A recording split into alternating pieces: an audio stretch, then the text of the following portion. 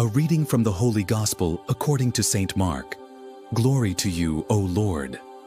When Jesus had crossed again in the boat to the other side, a large crowd gathered around him, and he stayed close to the sea.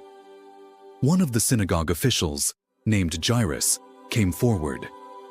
Seeing him, he fell at his feet and pleaded earnestly with him, saying, "My daughter is at the point of death. Please, come lay your hands on her that she may get well and live." He went off with him, and a large crowd followed him. There was a woman afflicted with hemorrhages for 12 years. She had suffered greatly at the hands of many doctors, and had spent all that she had. Yet she was not helped, but only grew worse.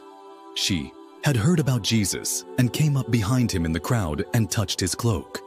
She said, "If I but touch his clothes, I shall be cured." Immediately her flow of blood dried up. She felt in her body that she was healed of her affliction.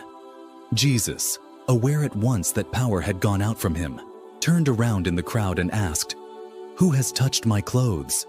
But his disciples said to him, "You see how the crowd is pressing upon you, and yet you ask, 'Who touched me?'" And he looked around to see who had done it. The woman, realizing what had happened to her, approached in fear and trembling. She fell down before Jesus and told him the whole truth. He said to her, "Daughter, your faith has saved you. Go in peace and be cured of your affliction." While he was still speaking, people from the synagogue official's house arrived and said, "Your daughter has died. Why trouble the teacher any longer?" Disregarding the message that was reported, Jesus said to the synagogue official, "Do not be afraid, just have faith."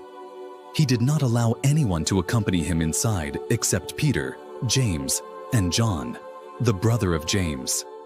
When they arrived at the house of the synagogue official, he caught sight of a commotion, people weeping and wailing loudly. So he went in and said to them, "Why this commotion and weeping? The child is not dead, but asleep."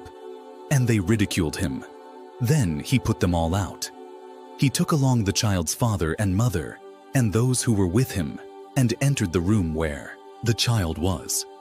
He took the child by the hand and said to her, "Talitha cum," which means, "Little girl, I say to you, arise." The girl, a child of 12, arose immediately and walked around. At that, they were utterly astounded. He gave strict orders that no one should know this, and said that she should be given something to eat.